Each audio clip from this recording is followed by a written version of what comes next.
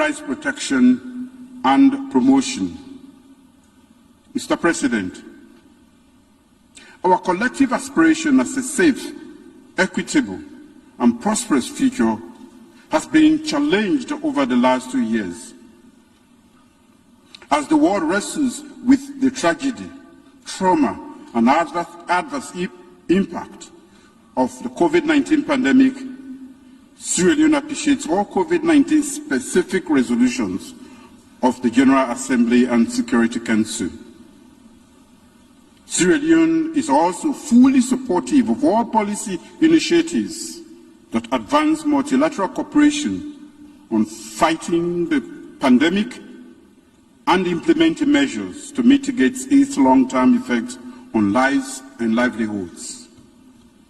We believe that our collective commitment through multilateral partnerships will see our worth through the throes of this pandemic, build resilience, and recover sustainably. The theme of this 76th session of the General Assembly, Building Resilience Through Hope, is therefore most appropriate and timely. The COVID-19 pandemic has disrupted lives and economies, constrained development due to repurposing of development finance and the withholding of private capital, escalated the threat of climate change, food insecurity, broadened the inequalities and justice, and increased fragilities. Nations risk not meeting the Sustainable Development Goals and building resilience against future shocks. However, amidst premature pessimism that the familiar world order has unraveled, Sierra Leone sees the possibility for renewed optimism and new growth. As a nation, we are grateful to the United Nations, friendly nations, and multilateral institutions that have worked with us to navigate the stormy period since March 2020. Mr. President, in Sierra Leone, through our Quick Action Economic Response Program, we are building fiscal resilience by investing in agriculture, human capital development, and expanding productivity through economic diversification. But we believe our post-COVID recovery will be anchored in increased private sector investments, international trade, and development financing in growth sectors. In that regard, we have created a conducive business ecosystem, amicably resolved business disputes, ratified international trade and labor instruments, and continued to make progress on the fight against corruption because it is good for business and governance. Our structured health preparedness plan that has been implemented with close attention to science and data has helped save lives and protect livelihoods. Mindful of the need to save lives and preserve human dignity, Sierra Leone has been proactive in interrupting transmission chains, curtailing infection, minimizing death, and mitigating the effects of COVID-19 on our population. We commend global solidarity around the provision of COVID-19 vaccines to our nation. Especially, we thank the People's Republic of China, France, the United States of America, the COVAX facility, and other multilateral institutions. We are ramping up vaccination rates and gaining greater vaccination coverage of our population. The worst of the Delta variant may be behind us, but we remain ever vigilant. Mr. President, throughout the COVID-19 period, we have done more to improve human capital development, support the most vulnerable of our citizens and communities, build strong institutions, create more inclusive democratic spaces, build infrastructure, and ensure public service delivery. To our minds, resilience is not to be hoped for. It is to be worked for, and diligently and purposefully so. We no longer wish to be perceived as a nation that is saddled with tragedies and failures of the past. We no longer wish to be seen and spoken about as a nation recovering from civil strife, to Ebola, and from bad governance and economic gridlock to food and climate insecurity. We are a nation striving ever harder to fulfill our enormous potential. Our peaceful democracy has matured. Predictable, regular, and peaceful elections are the norm. Civil society actors are partners at all levels of governance and public service delivery. We have established an independent National Commission for Peace and National Cohesion to foster social cohesion and further consolidate peace in the country. Mr. President, we continue to remove threats to democratic freedoms and human rights. We have repealed a half-a-century-old seditious libel law. No politician or rights activist is imprisoned for expressing his or her beliefs. No journalist is imprisoned for the practice of journalism in Sierra Leone. We have abolished the death penalty in our nation.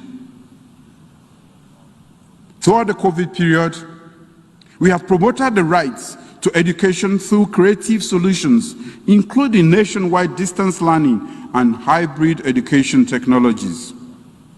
We have added 800,000 more learners, increased domestic education financing to 22% of national budget, and learning has continued throughout the period of this pandemic. Our policy of radical inclusion grants tuition-free and safe access to quality education to all learners, including pregnant girls, parent learners, children from poor and rural areas, and children living with disabilities. Coupled with comprehensive school safety measures, a revamped curriculum, hybrid education technologies, credible transition examinations, school feeding, school health, and other forward-looking policies, we are making steady progress in Sierra Leone. We seek partnerships to further expand these investments in education, technical training, higher education, and entrepreneurship. Only then can our young persons seize the opportunity to expand the economy, innovate and take advantage of 4IR technologies, and create new possibilities for our nation. In fulfillment of the right to health, we simultaneously battled COVID-19 and other disease burdens such as malaria, HIV, TB, thanks to Global Fund. Gavi has supported the provision of more vaccines. We are reducing maternal and child mortality right across the country and look forward to more partnerships to make even more progress. In respect of the right to work, we have regularly paid salaries throughout the COVID-19 period and provided support for vulnerable populations in Sierra Leone. There is greater internet penetration, and we are increasing energy access through the country through a mix of sources, including solar energy. Mr. President, Sierra Leone associates with international efforts to protect the rights of women, get more women workforce ready, expand access to resources, and promote gender empowerment and equity. Building resilience and inclusive post-COVID societies involves increasing access to justice in a safe and secure society. In Sierra Leone, we have expanded legal aid advice services to poor and underserved persons and established special courts to fast-track cases for sexual offenses, social security, corruption, and small claims, among others. Sierra Leone urges global solidarity on access to justice and remedies for survivors of sexual violence. This is building upon our domestic effort against sexual and gender-based violence. In that regard, I have directed the mission of Sierra Leone to the United Nations to sponsor a standalone resolution on this issue at the General Assembly. Let this be the year that the United Nations will give all survivors of sexual violence the remedy they deserve. We will continue to work closely with partners on cybersecurity, digital public good, and to curb irregular migration of persons. We have complemented international action with local initiatives and cooperation models. Mr. President, the threat of climate change in land degradation, erratic rainfall patterns, rising sea levels and temperatures loom large.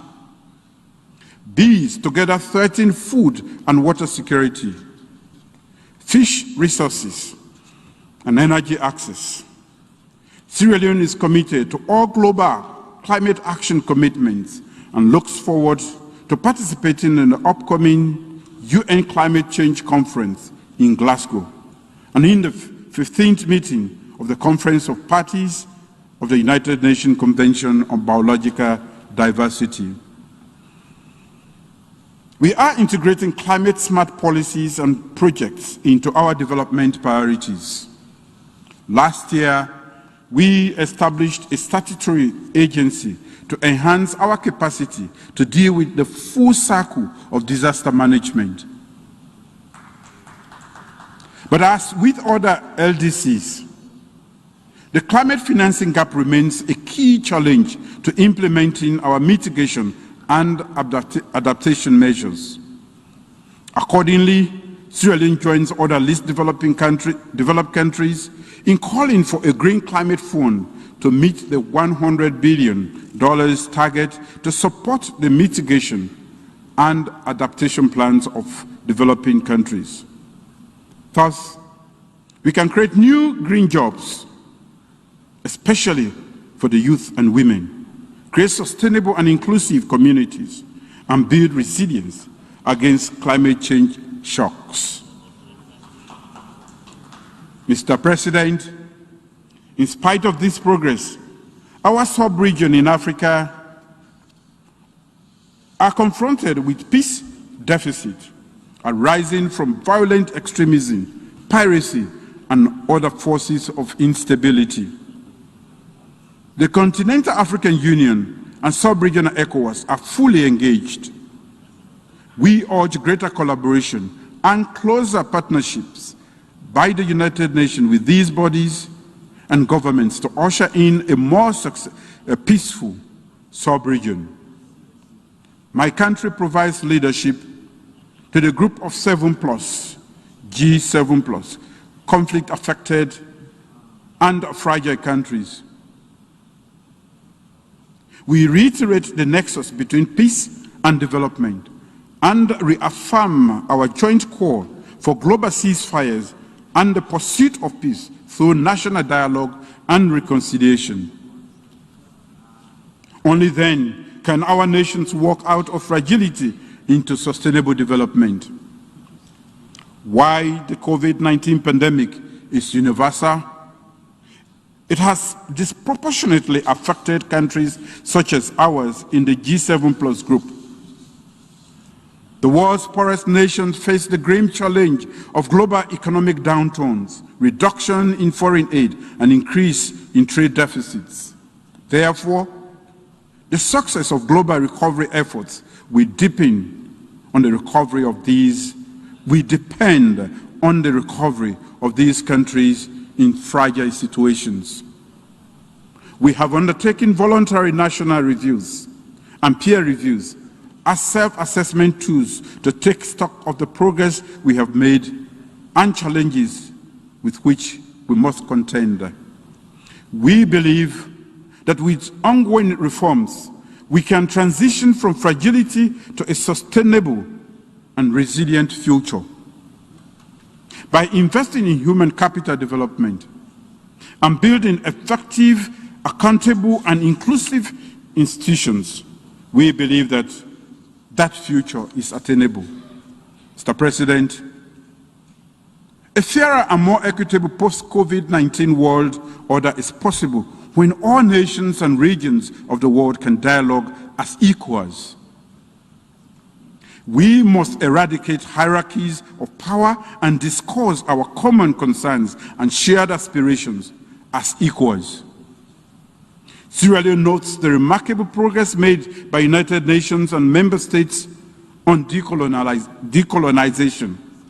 We therefore encourage member states to map out fresh approaches for the advancement of the decolonization agenda in line with the mandates contained in Resolution 1514. A post-COVID world order requires more partnership and more collaboration with input from all nations and all continents across the world. We cannot exclude the voices of 54 nations of the world and 1.2 billion of the world's population that live in Africa. We cannot justify those exclusions with power structures set 75 years ago. We must reaffirm our common values and address our shared aspirations as equals. We can start to redress these gross imbalances by reforming the Security Council to make it more broadly representative, efficient, and transparent, and thus to enhance the legitimacy of its decisions. Sierra Leone recognizes the demonstration of the commitment to instill new life in the discussion on the reform of the Security Council. As the coordinator of the African Union Committee of 10 on the reform of the Security Council, Sierra Leone is pleased to note progress made during the 75th session of the General Assembly in the acknowledgement of the wide recognition and broad support by member states for the legitimate aspiration of Africa to play its rightful role on the global stage.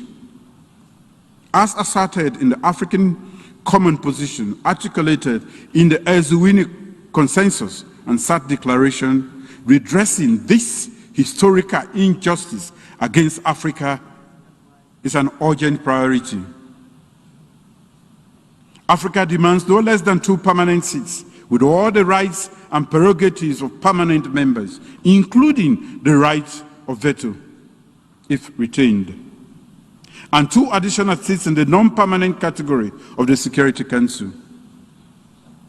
On behalf of the African Union member states, I urge all members to demonstrate their renewed commitment towards reforming the Security Council and making it more representative, inclusive, democratic, transparent, and accountable. Mr. President, Excellencies, ladies and gentlemen, let me conclude by reiterating that Sierra Leone will work with partners to enhance the multilateral rules-based order, collaborate on our shared post-COVID global agenda, and build back better and more sustainably so. Thank you all for your attention. Au nom de l'Assemblée générale, je tiens à remercier le président de la République de Sierra Leone de l'émission qui vient de prononcer. J'ai pris le protocole de bien vouloir accompagner son Excellence.